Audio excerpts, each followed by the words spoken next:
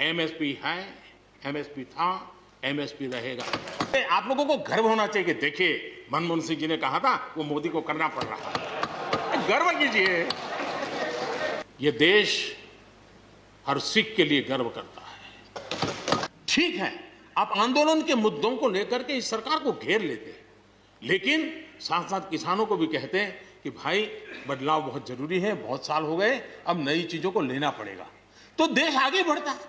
लेकिन अब मुझे लगता है कि राजनीति इतनी हावी हो जाती है कि अपने ही विचार छूट जाते हैं। लेकिन जो ये सब कर रहे हैं अच्छा है। आदरणीय डॉक्टर मनमोहन सिंह जी यहाँ मौजूद है। मैं उन्हीं का एक कोट आज पढ़ना चाहता हूँ। हो सकता है जो यू टर्न कर रहे हैं वो मेरी बात माने या न माने, मनमोहन सिंह जी की तो बात जरूर मानेंगे।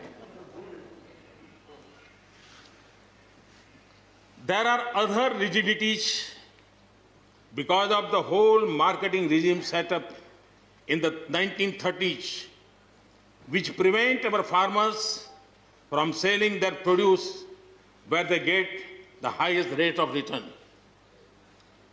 It is our intention to remove all those handicaps which come in the way of India realizing its vast potential as one large common market. ये आदरणीय मनमोहन सिंह जी का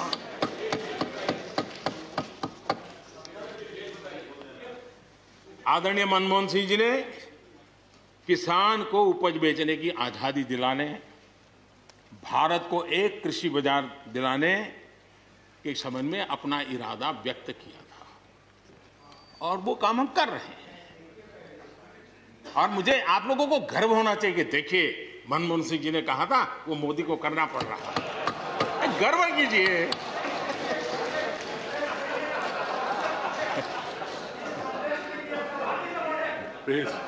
प्लीज। और मजा ये है कि जो लोग पॉलिटिकल बयानबाजी करते हैं उछल उछल करके, उनके राज्यों में भी जब उनको मौका मिला है, इसी में से आधा अधूरा कुछ न कुछ किया ही किया है। हर किसी ने, यहां जो विरोध में दल है उनकी भी जहां सरकारें हैं वहां आधा अधूरा कुछ न कुछ तो किया ही है, क्योंकि उनको भी मालूम है रास्ते का रास्ता तो यही है। और मैंने देखा इस चर्चा में लॉ का जो स्पिरिट है उस पर किसी की चर्चा नहीं हुई है। शिकायत दिया गया तरीका ठीक नहीं था, जल्दी कर दिया, इसको नहीं पूछा, ये रहता है। वो तो परिवार में शादी होती है तो भी फूफी नाराज होकर के कहती है मुझे कहां बुलाया। वो तो रहता है, इतना बड़ा परिवार है तो रहता ही है। हम लोग कुछ शब्दों से बड़े परिचित हैं, श्रमजीवी, बुद्धिजीवी, ये सारे शब्दों से परिचित हैं। लेकिन मैं देख रहा हूं कि पिछले कुछ समय से इस देश में एक नई जमात पैदा हुई है, एक नई बिरादरी सामने आई है, और वो है आंदोलनजीवी। ये जमात आप देखोगे, वकीलों का आंदोलन है वो न वहां नजर आएंगे, स्टूडेंट का आंदोलन है वो वहां नजर आएंगे, मजदूर का आंदोलन है वो वहां नजर आएंगे, कभी पर्दे के पीछे कभी पर्दे के आगे। एक पूरी टोली है जी जो आंदोलनजीवी है। वो आंदोलन के बिना जी नहीं सकते हैं और आंदोलन से जीने के लिए रास्ते खोजते रहते हैं। हमें ऐसे लोगों को पहचानना होगा कि वो जो सब जगह पे पहुंच करके और बड़ा आइडियोलॉजिकल स्टैंड दे देते हैं, गुमराह कर देते हैं, नए नए तरीके ढूंढो बता देते हैं। देश आंदोलनजीवी लोगों से बचे, इसके लिए हम सबको, और ये उनकी ताकत है। उनका क्या है, खुद खड़ा नहीं कर सकते चीजें, किसी की चल रही तो जाके बैठ जाते हैं, वो अपना जो जितने दिन चले चल जाता है उनका। ऐसे लोगों को पहचानने की बहुत आवश्यकता है। ये सारे आंदोलनजीवी परजीवी होते हैं।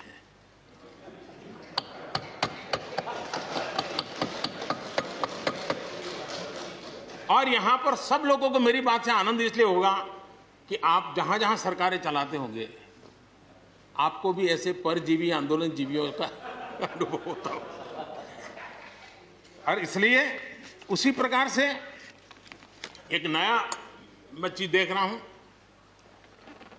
देश प्रगति कर रहा है। हम एफडीआई की बात कर रहे हैं, फॉरेन डायरेक्ट इन्वेस्टमेंट, लेकिन मैं देख रहा हूं इन दिनों एक नया एफडीआई मैदान में आया है।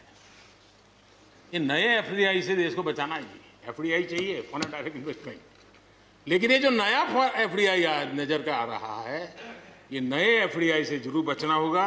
और ये नया एफडीआई है foreign destructive ideology, foreign destructive ideology. और इसलिए इस एफडीआई से देश को बचाने के लिए हमने और जागरूक रहने की जरूरत है। कोई कमी हो तो उसको ठीक करेंगे, और कहीं ढिलाई है तो उसको कसेंगे। ऐसा तो है नहीं कि सब दरवाजे बंद कर दिए बस। और इसलिए मैं कहता हूं,